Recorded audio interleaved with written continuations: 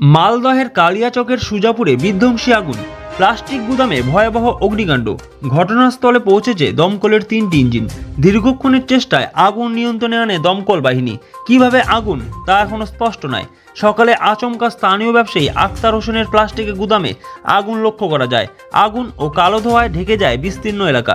প্রথমে দমকলের 2টি ইঞ্জিন ঘটনাস্থলে আসে, পরে আরও একটি ইঞ্জিন ঘটনাস্থলে আসে।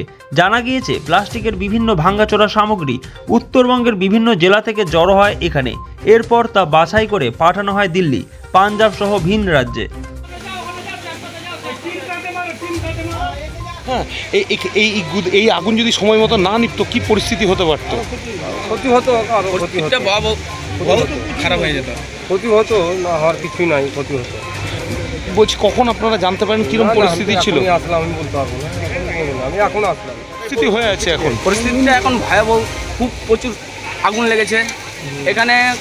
লেগেছে আমরা জানতে পারি প্রায় 8টার সময়। আমরা ঘুমিয়েছিলাম, গুডাউনে মানুষ ছিল কি ছিল না আমরা সেটা জানি না। যত গ্রামের লোক ছিল সব এসে এখন এখানে আগুন নেভানোর কাজ করছে। দমকল এসছে? হ্যাঁ, এসছে। বলছি, কিসের গুদাম ছিল এটা? এটা প্লাস্টিকের গুদাম ছিল। এটা জনবসতি এলাকা তো এটা? হ্যাঁ, জনবসতি এলাকা। এখানে অনেকে জনবসতি এলাকার ভিতরে অনেক দোকান গুডাউন আছে। কি থেকে আগুন লাগতে পারে মনে করছেন? আগুন লাগতে এটা আমরা তো বলতে পারছি না কিভাবে আগুন লাগছে। এখন গুডাউনে যদি মানুষ যদি থাকতো তাহলে বলতে পারা যেত। আপনার নাম? আমার নাম মোহাম্মদ আক্তার হোসেন। ঠিক আছে। Sponsored by বিশাল অ্যাম্পোরিয়াম। যুগ বদলেছে, বদলেছে জীবনের ধারা। তাই নিজের ঘরকে শৌখিনতায় মুড়ে ফেলতে চলে আসুন। Co-sponsored by